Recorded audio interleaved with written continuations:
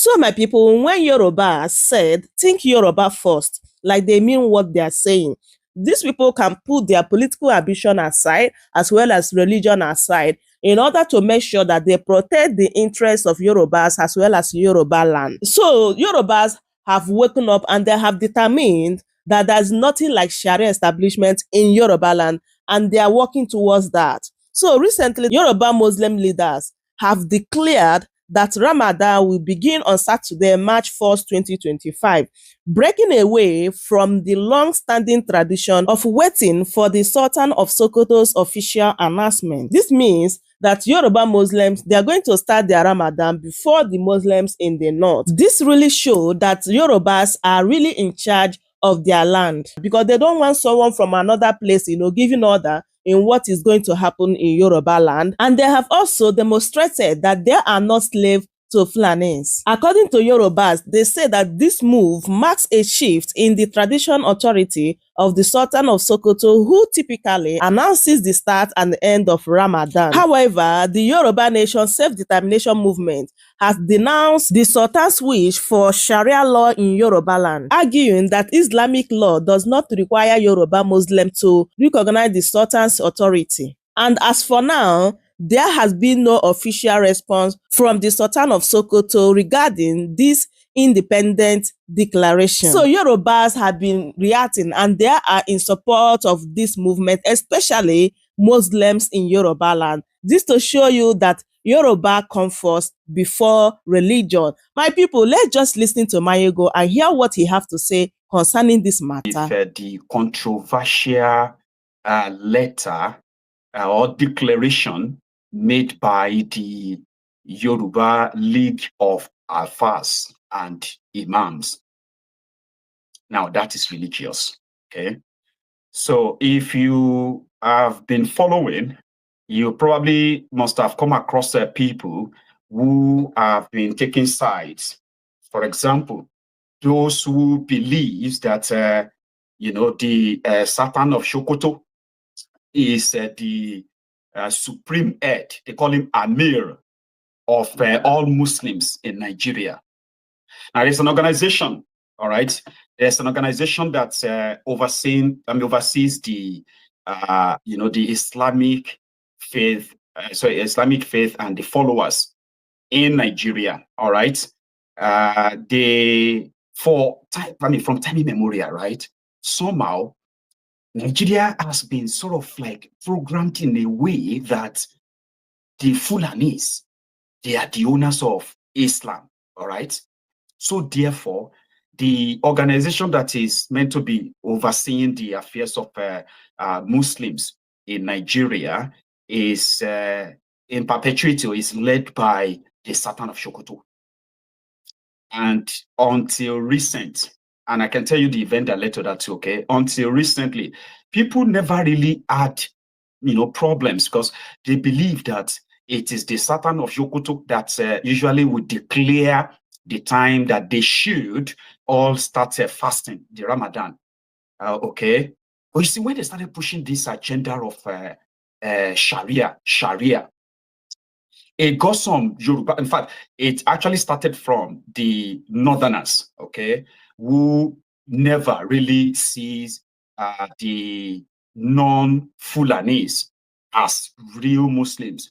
Or if you're not from the northern part of Nigeria, they don't really see you as, as a real Muslim, genuinely. But that is not how people who are like Muslims in southern part of Nigeria, that's not how they see it until recently, when the Sultan of Sokoto came for the Yorubas. And what did he do? The Yorubas said, we don't want the political Sharia in Yoruba land. But there were those who were also, the fanatic Muslims in, Yoruba land, who are kind of like, ardent followers of the Sultan of Sokoto. So when the idea of Sharia came by, so what then happened was that there were people being sponsored, there were people being funded, okay, to push it. And while they were doing all of that, behind the scene, okay, they were trying to use political leverage or leverages to get this done unfortunately, people resisted that. And the people that resisted this Sharia, this political Sharia, they are mostly Muslims. Oh. Forget about the fact that those who are non-Muslims have added their own voices to it. Say, no, no, no to Sharia, no to Sharia. The Muslims who are like Muslims in Yoruba land, they sensed, a kind of like an agenda being pushed, okay, to start what is believed to be a political Sharia. The one that they will tell you that Sharia is not for non-Muslims. Sharia is just for Muslims. It's none of your business, this and that.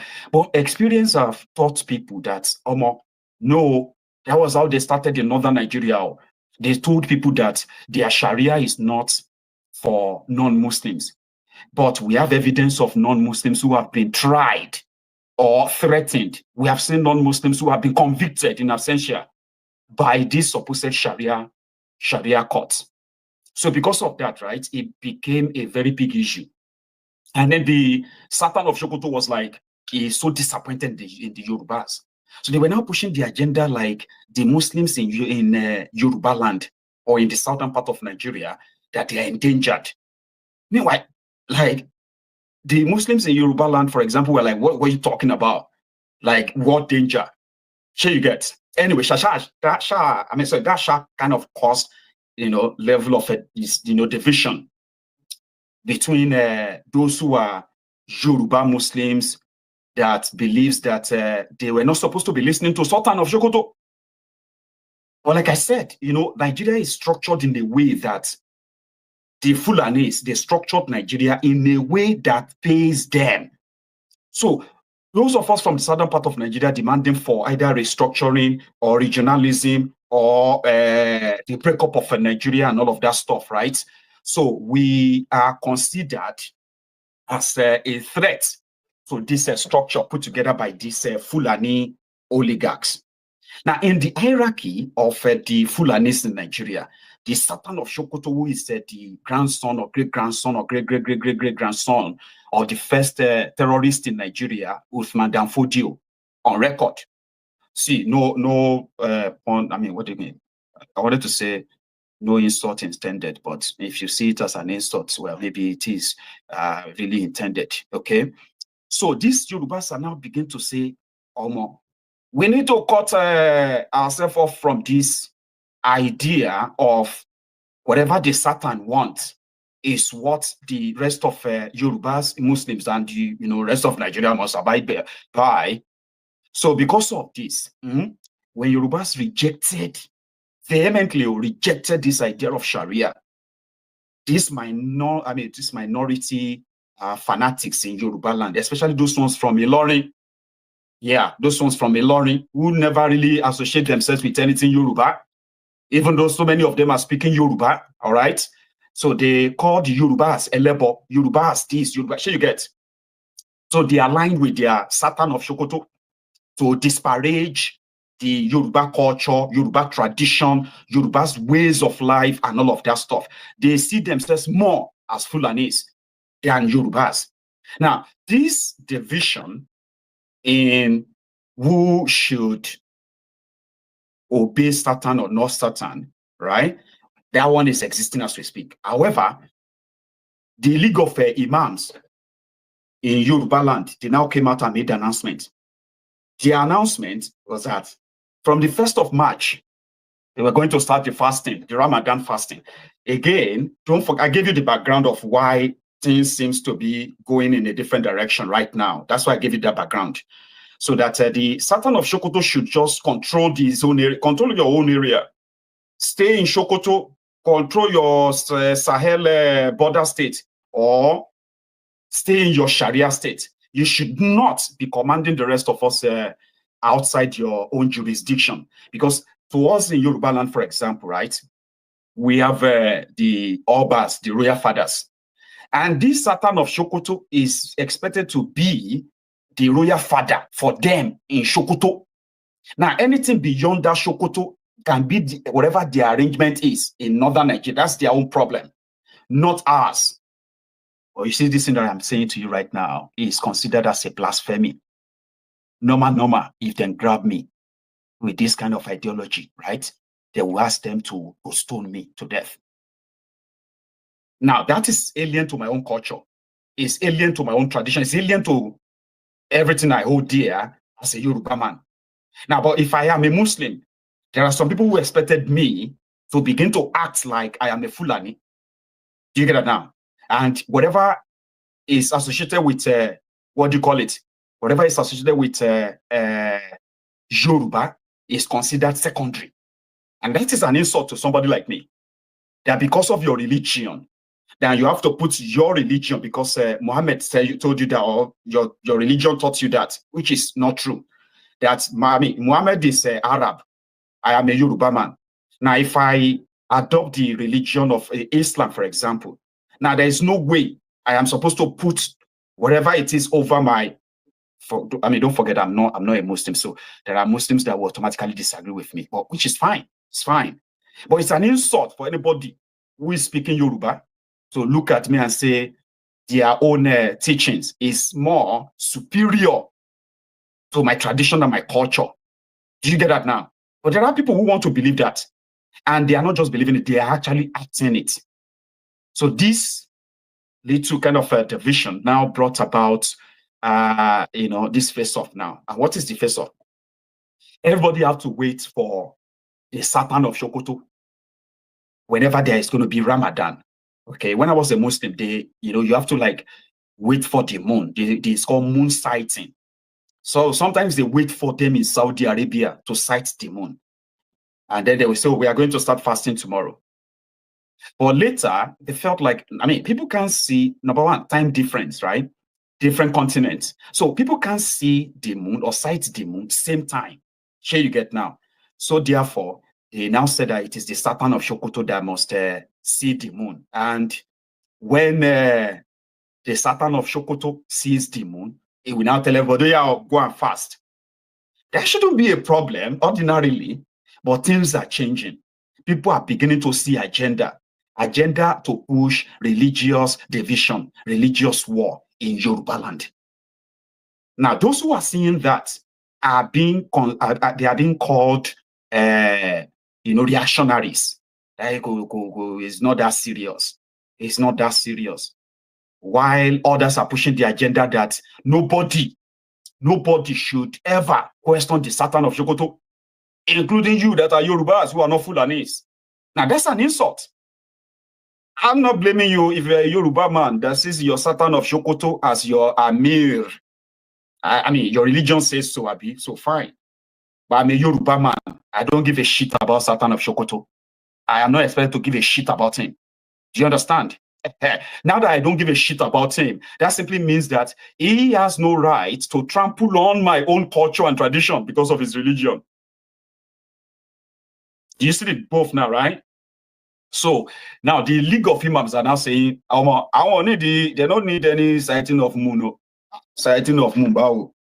As it is so now, from the 1st of March 1st, 2025, they are starting their Ramadan. Whether they see moon or they don't see moon, they are starting it.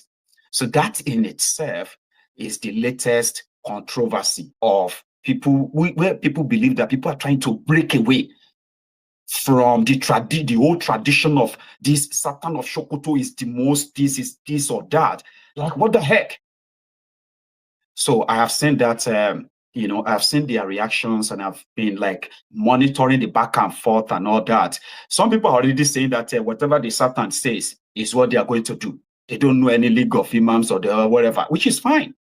So the bottom line is that it may take time, but people are beginning to actually see the mismatch in what they call this one Nigeria to start with. People are beginning to see it. And this is like a form of protest. Because guess what? Anybody who is the Sultan of Sokoto is the leader of all Muslims. The person they make the deputy is the something of Borno. What do you call that one? Borno Kanemi Abinkon. So whatever these two agrees, the rest of you must agree. Despite the fact that the way they treat those of you who are Muslim from the south, Baba, if you are a Yoruba and you are an imam, these northerners, they would never stand behind you for any prayer. I don't know if you know that. For that wonderful question, the anchor of this good platform.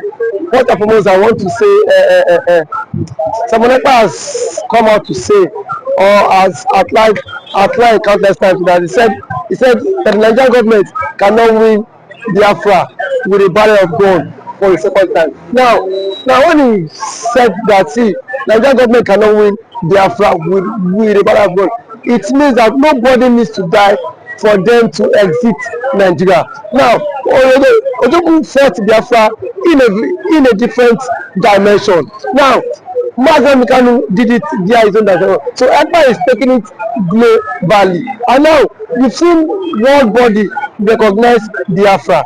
We've seen the UN and then some other global body have come out to endorse the Biafra struggle. So kudos to him, it is a plus. Some persons have come out to say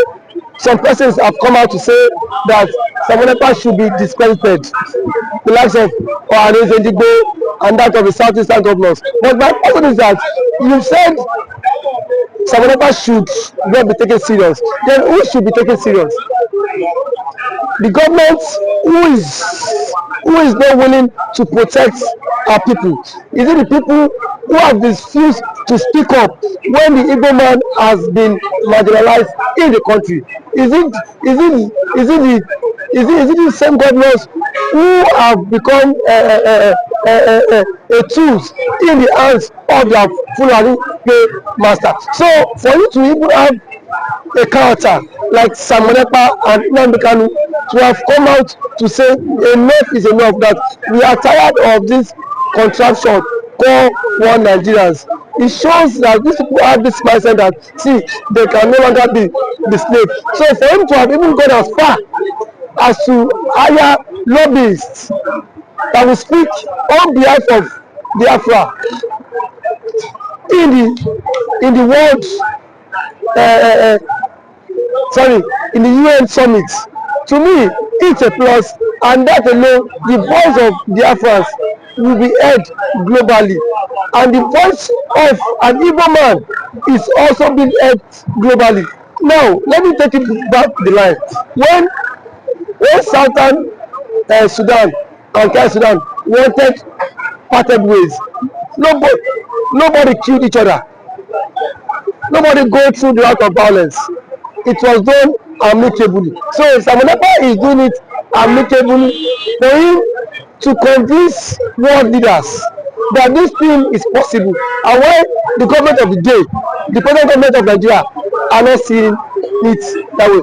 Thank you. You can also to the government, to the Nigerian government, be worried about people. Why would they be worried? The same people have sent assassins to kill Samoneka.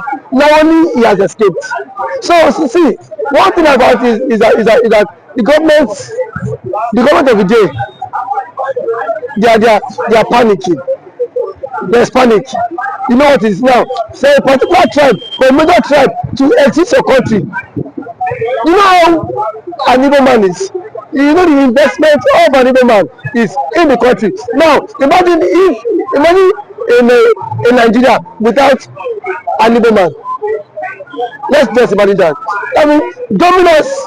That means the Hausa man would now dominate virtually every government perspective in Nigeria. So now the reason why the Yoruba man is still believe that's Nigeria is because the Igbo man is still in the contraption called Nigeria. But eventually, if the Igbo man leaves, my brother, the Yoruba man will know the true meaning of Nigeria, and then we now know who owns Nigeria. Just like what Angwabula said, he said they are not scared of the Igbos parting, exiting Nigerians. That was what he said. He said they are not scared. Indirectly, that means the other tribe would not have sense of belonging in the country. And we know it. We know it. I know it too. And every man now has the spirit of dominance. you cannot dominate him. If a Fulani man has a spirit of dominance, for you to dominate him, it will take ages. In terms of population, you cannot dominate them. So one thing is that so Ojukwu foreseen this whole thing. That was why he championed this Biafra struggle, and now gradually it is now becoming a reality in this contraction called Nigeria. Now there are some Igbo men are even tired of the system called Nigeria, just because they feel their brother is still in president. Now, my brother, I can bet you, come 2027, the Yorubas will be championing the Yoruba Republic more than the Igbo man. I can bet you that. That I am very certain of. Yes, we will championing because it is certain when their president, when their brother is being kicked away from the presidency, already there is a plot, and which he himself cannot escape. The president himself knows that there's a plot, and then the big shots in the north are forming alliance. You know it. RFI, a powerful influence in the north, is not in the league. Sorry, is not in good terms with the president. And now nobody can take that factor. What RFI did, or see that made President Tinubu emerge as the president via his own influence. And then we have also the likes of Angulai, which is the chairman of the Northern Order Forum. He said post election that the Northern Order supported Tinubu, but come 2027, Tinubu will not get their support. So what does that mean? Now so now if the average left person is not giving the vote, now where will they get the vote? It should come by 2027. The same thing the Yorubas have tagged the Igbos for. Now they will be the mastermind of it, because I can bet you by 2027 Yoruba will stop. And that's the slogan that will continue to trend, is that we are tired of the country, we want to follow the suit of the Igbo man and exit the country. And then the Igbo man now will not take them, tag them for being unserious, because now that the Igbo man is championing for the exit, we are saying the Igbo man is not serious. Yeah, there are claims that the Igbo man is not serious, but I can bet you when the system will not catch up with you, then you will know why the Igbo man has been championing to exit. Thank you for always coming.